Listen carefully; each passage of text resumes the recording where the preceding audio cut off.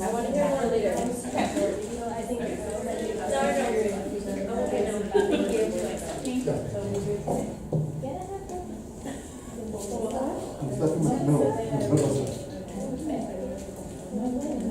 Yeah, we're ready. Okay.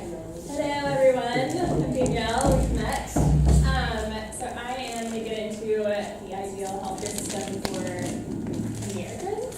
That's what I'm most familiar with. And so, an overview, we're going to go over a brief, we're trying to make it as brief as possible, history of American healthcare reform, the past roughly 100 years, and talk about the problem of the uninsured, a lasting problem, still a problem, whether to repeal or replace the Affordable Care Act, talk about a more ideal system, and then talk about a few elements that we could integrate into a more ideal system, and then conclude our presentation.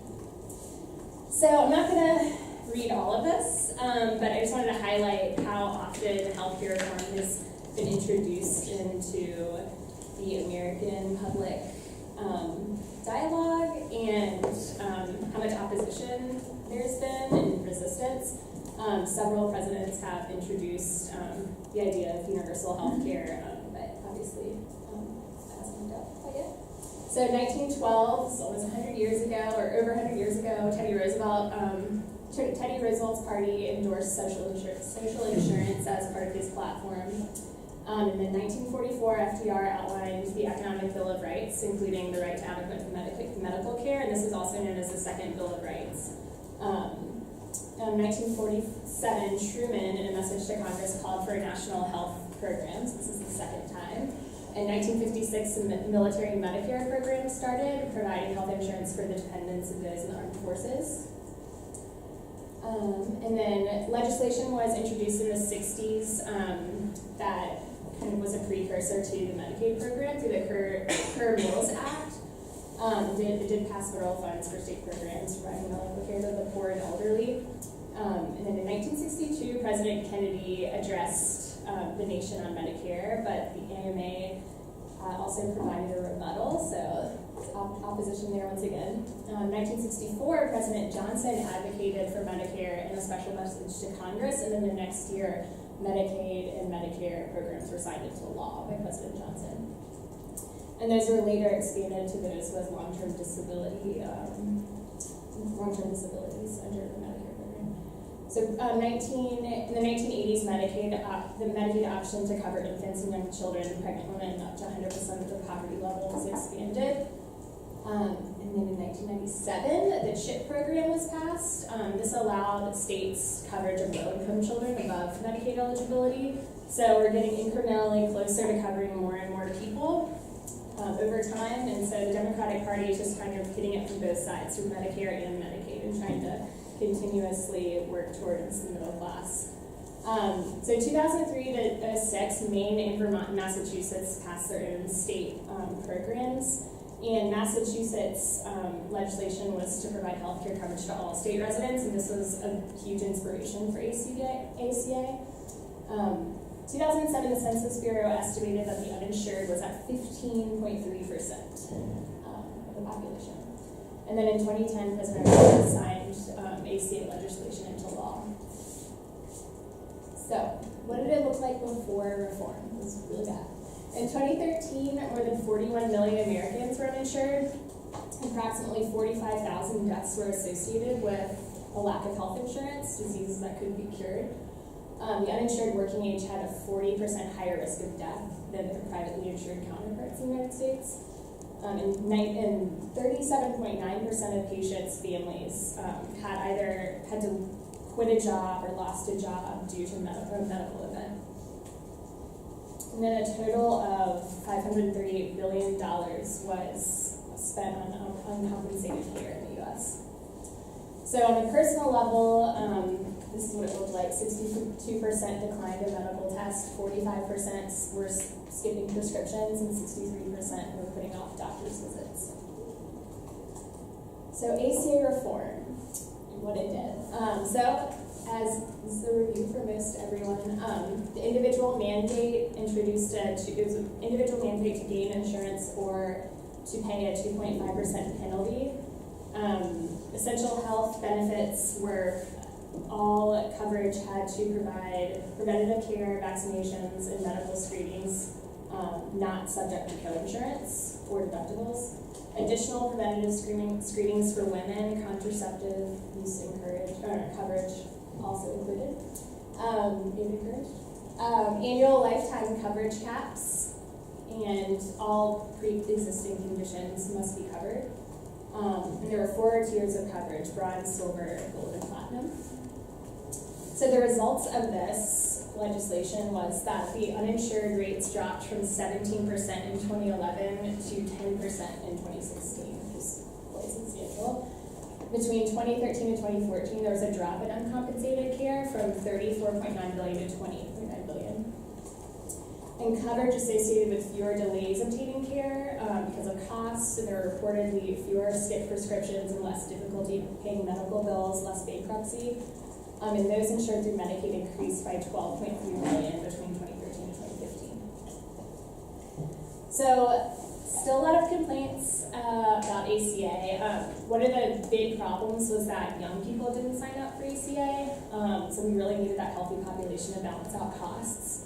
In 2014, 18% of healthy young adults were still uninsured, according to the Commonwealth Fund. 2.6 million fell into the coverage gap that resulted from states not expanding Medicaid. And a lot of this is the middle class that couldn't afford coverage because they didn't qualify for Medicaid. They couldn't afford more expensive coverage. Despite gains, 28.5 million are still uninsured. This is 2 years ago. That's 2015. And current expenditures per person are estimated at $9,086 per person a year, which is still the highest expenditures in the world. So, repeal or replace. This is a hot debate right now. So what would repeal look like in terms of what the GOP is introducing in terms of legislation? What the proposals suggest right now would eliminate a lot of gains made by ACA. The Congressional Budget Office estimates that the recent reform proposals would cause 24 million people to lose coverage by 2026 if ACA is repealed. Reform would benefit the wealthy and hurt those most in need of healthcare coverage. Billions of dollars in tax cuts to health insurers, investors, and even tanning salon operators is being proposed. $880 billion cuts in funding to Medicaid over a 10-year period. So, a lot of unhappy people with that, most likely. So I'm not hiding anything here. I'm a big Medicare for All supporter. So steps toward an ideal system would be single payer, mandatory coverage. The financing would be through income tax, 6% income tax-based premium paid by employers, and a 2% income-based premium paid by households. This would also include dividends and capital gains. This would be taxed like work income. And estimates to this is based on the Democratic Socialist platform, would be that this would raise $15 trillion. And that's cited by the Tax Policy Center. So delivery would be mostly private doctors and hospitals. Some public hospitals remain. Coverage would be all necessary care already provided by ACA, primary care, mental health services, dental, vision, specialty care, long-term emergency care, women's health. And civil servants would pay no premium. So I would also like to implement the smart cards to reduce administration costs, and this would maintain health records and also be able to flag high-risk patients so that they could receive information on promoting healthcare, public health announcements that are unique to their type of condition. Pharmaceutical companies would pass a benefit assessment, similar to what we were discussing in Germany. Doctors would be salaried, so they could make more through pay for performance and disease capitation. We'll talk about that on the next slide. There would be free hospital and physician choice. No claims would be denied if they were signed by a hospital or a doctor. There would be some form of gatekeeping through higher companies to see specialists without a referral. And then you would use supplementary insurance for treatment that's not evidence-based. So they could make private insurance companies could make a little bit of money that way. And those who can't pay would have interest-free loans, similar to the Taiwanese system. The prices would be set by U.S. National Insurance Bureau, and insurance companies can make a profit, again, through the supplementary insurance. But this would only be through non-evidence-based or cosmetic procedures, things of that nature. So the public health model of integrated practice units would promote more of a seamless multidisciplinary delivery system. So this is what I meant by disease capitation. So chronic healthcare issues would be handled by a team of integrated systems that would help reduce costs and improve. It would be based on a value-based system. So this would be another pay-for-performance type of entity. So IPs are multidisciplinary teams organized to serve groups of patients with similar primary and preventative care needs. So an example of this is someone who goes through a hip replacement. This would be evaluated through 3 tiers, which would involve the health stats achieved, so how functional they are right after surgery. Tier 2 would be outcomes related to the nature of the care cycle, readmission rates, how often they have to go back to the hospital. And then tier 3, long-term outcomes related to the sustainability of health. How long does a hip replacement last? So all of these outcomes would be judged to encourage innovation in delivery systems, encourage communication between healthcare providers, reduce costs, and improve efficiency. And this is kind of how this system would work. And a lot of this would be really supported by the information technology platform, so information could be easily shared. And so my conclusion, so reform in the U.S. will be incremental, most likely and realistically. This is not going to, single-payer healthcare is probably not going to happen in the U.S. anytime soon. Most likely it's going to happen through Medicaid expansion and state reform.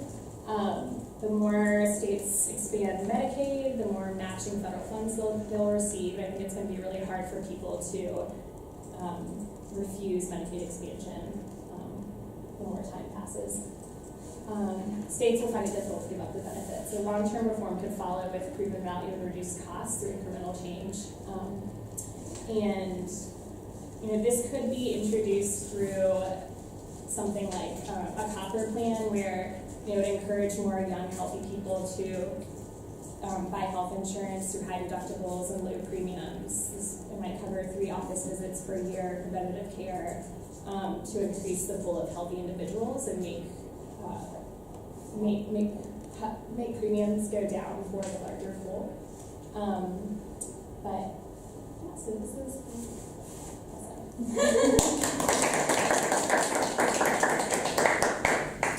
What questions do you have today, Neil? I actually have a question for you. I think it's a big question. I'm not sure if you have an answer. How is that different from Obamacare? What they offered before from the... Well, Obamacare isn't single payer, so this would be one government. So it would be like the Taiwanese system. So we would have one payer, and we would also have. You could have supplemental private insurance companies, but they would be nonprofit. Most would be nonprofit. So what Obamacare, you have to buy insurance, but it's not single payer. It's paid out by insurance companies. So I'm just going to restate this. I agree with your answer. I'm just going to say it again. The Affordable Care Act, or Obamacare, was insurance reform. It wasn't changing the healthcare system. It was simply providing more coverage, providing insurance coverage for more people. 15% of the American, 17% of the American public did not have health insurance at all. And the others are happy with what they have? This is also a question of mine. Are they really happy with what they are offered in the United States, those who are insured? No. No one is happy with their health care anywhere in the world. No, it's Except understandable. maybe the British, who are like The French, maybe. No, the French complain. The UK love their system. The UK love their system. The UK, they love their system. Yes. That's about all. So, I mean, I'm being simplistic. This is one of the political issues that occurred in the United States. Those people who opposed the Affordable Care Act scared the public into saying you will lose your insurance. The reality is no one lost their insurance. It's just that some people got insurance who didn't have it before. But this was political. Remember, everything is political because everything is cultural. And unfortunately, in the United States, we have made healthcare political. In most other countries, it's less political. It's a human rights issue. In the United States, it's a political issue. And so speaking of political, do you have an ideal, because now you presented like a model system, do you have like a model political ideology? Honestly, I was basing this on expanding Medicare for the entire population, so just expanding that all the way down. So you want to retain the current political ideology? For a group of people, a group of the population. But I'm also basing this, a lot of it is inspired by the Taiwanese system. Pardon? By the Taiwanese By system. Taiwanese system. Yeah. Okay. Mhm. So if you look at Medicare in the United States, Medicare provides health care for which populations in the United States? The old, Old, Medicare, Medicare, not Oh, young, Medicare. old, old, And disabled, yeah. okay? So all you do is you change the eligibility requirement for Medicare from old and disabled to everyone, and the system stays the same. Now, that system means that the government pays for health care. You no longer have private coverage. Government pays, now there's an exception which I'll explain, but government pays for health care. But the healthcare system is still privatized.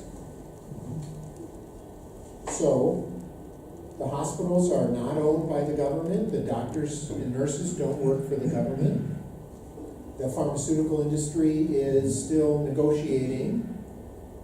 So, it's a compromise, it's a political compromise. It happened in 1965, probably because John Kennedy was assassinated and the Democrats were very empowered, and they got it through. And those of us who are liberal have this fantasy that the consequences of Trump's administration will be a clearing out of all the conservatives and a return of liberals ruling the government, running the government in the United States. Now that's probably a fantasy, okay? But that's the fantasy, okay? And then you could do this. And it's a very American solution in that we already have the system in place.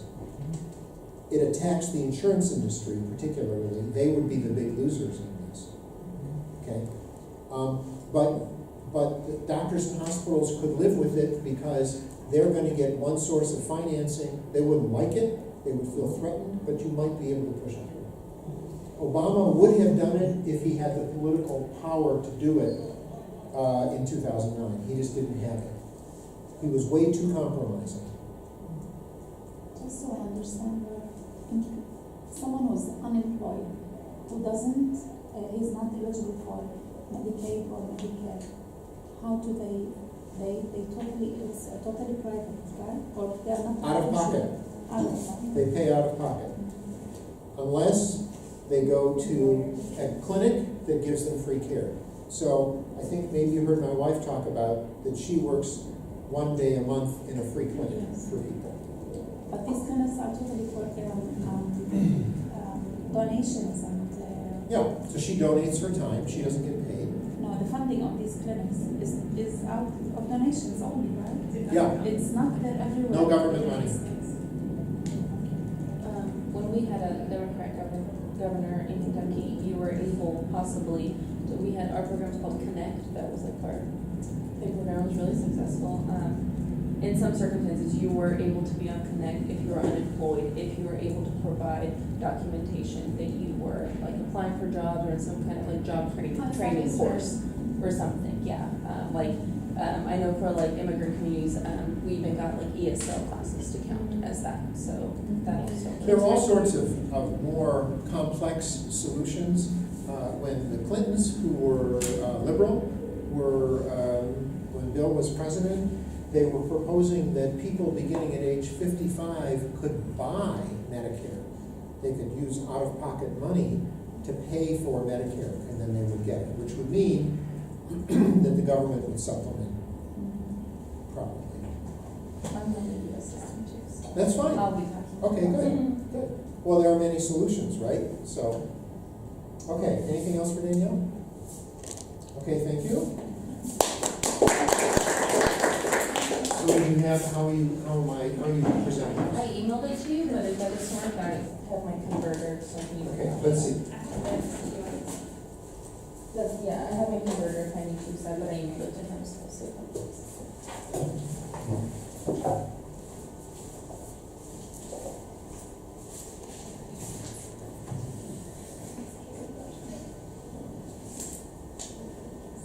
It just says Irma Coastal presentation. It says it's fine. I still didn't get it. So we want to keep the So I have Medicare, because we have a bunch of different systems. But we don't have to show Things going on.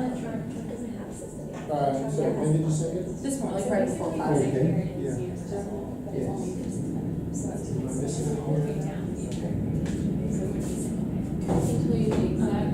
But the same, or I can use the. It's probably confusing because I don't think. No, you can change that, right? Yeah. But, I sent it at 10:04. Ah, let's see. Unless there's a miracle, like the. Go to spam. midterm Well, let's see. Okay. I mean, it is being introduced. Well, you know, I wrote it, but I don't think it's there. yeah, you got it in a few days, right? I can resend it right now. Yeah, send it right now. Okay. Oh, here it is, here it is. Hey, we gotta do. I don't know how I. No. I used to have one this Let me see. And I actually need to, I'm gonna need to click on there for the first two slides. Hold on a second, let me just get it. What do you need? Send it to everybody.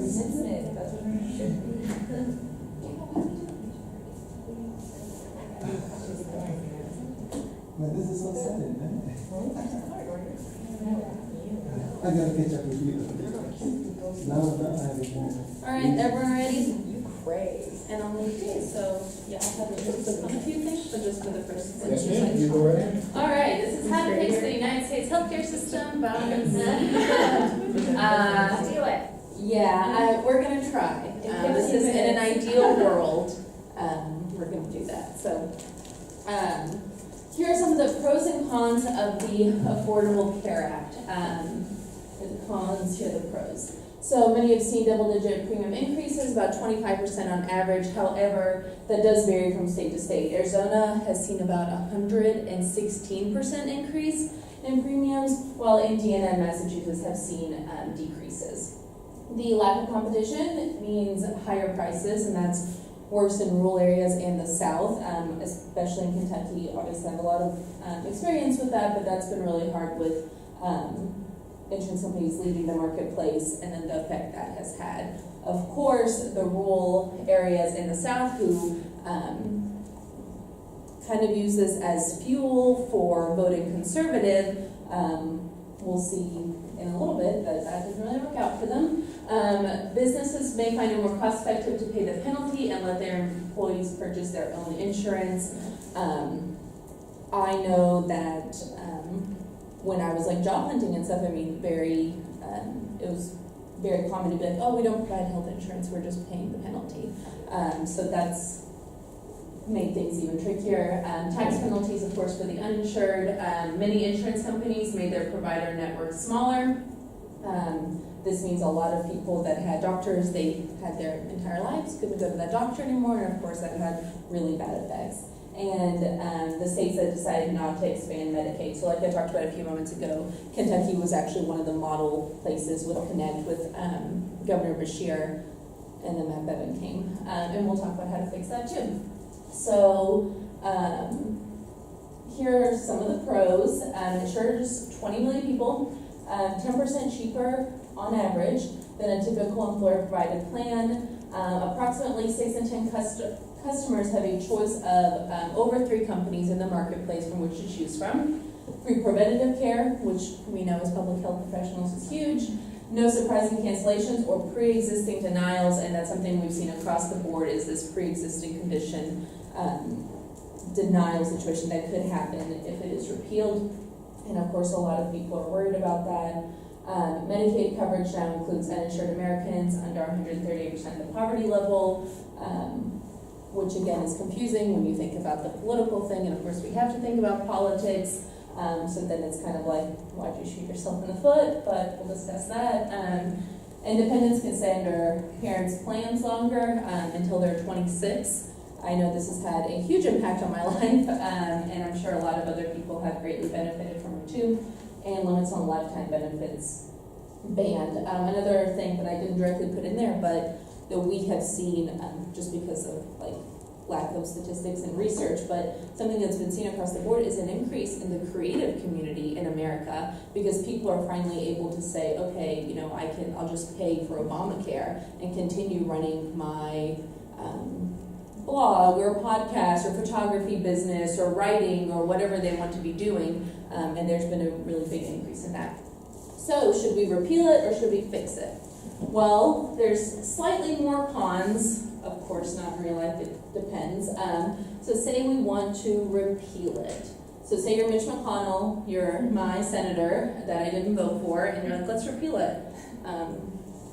So we're going to repeal it, and then all of this has been happening in the news. So government reports show Obamacare is working well, not that conservatives trust CNN. Kentucky would lose about 32,000 jobs if Obamacare is replaced.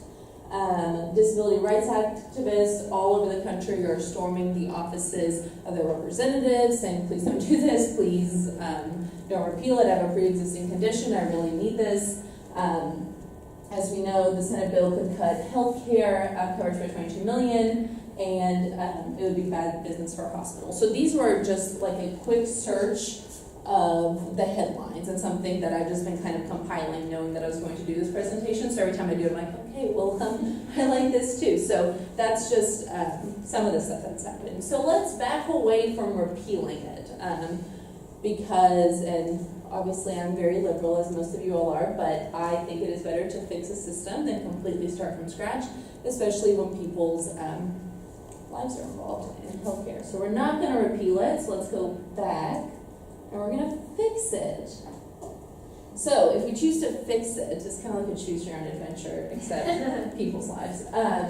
So I think we should create districts for easier management, divide them into 6 different districts. I think the reason this would work so well, one, culturally in these areas, they're pretty similar, of course, not the same. I mean, Pennsylvania and New York are obviously parts of them very different. Southeast region, pretty similar. One of the big reasons I believe this comes from my own experience with my governor, Matt Bevin.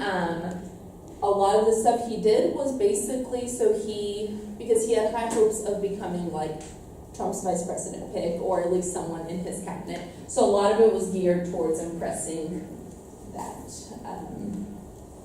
admin, I won't say regime, but admin. And so I think if we divide it up into districts, I know a lot of them still have the same sort of political views, especially like the Pacific region and stuff, but I really think it would be good to balance out and not just have one state that's in control of everything and one governor who's just making decisions just on the fly about how he feels about healthcare change, what would benefit him the most. So I think it would require a sense of teamwork, and then I also think it would reduce so many admin costs because things wouldn't be turning over when there's like a governor election or something. So it would require a lot of people working together, a lot of checks and balances, and a lot of people being dependent on each other's ability to make decisions. So then from there, I think we should kind of divide and conquer. So I think these should be the 5 different options available. So we have catastrophic, regular, premium, Medicaid, and Medicare. And these would be the 5 different ones. These 2 would be government subsidized, and these 3 would be available for purchase by everyone. And I'll talk more about it, but everyone would be required to have insurance. guess I could use the clicker, but I'm already here. So, catastrophic. This would be the lowest premium with the highest deductible, and these would be just regular old healthy individuals that don't really have that much to worry about.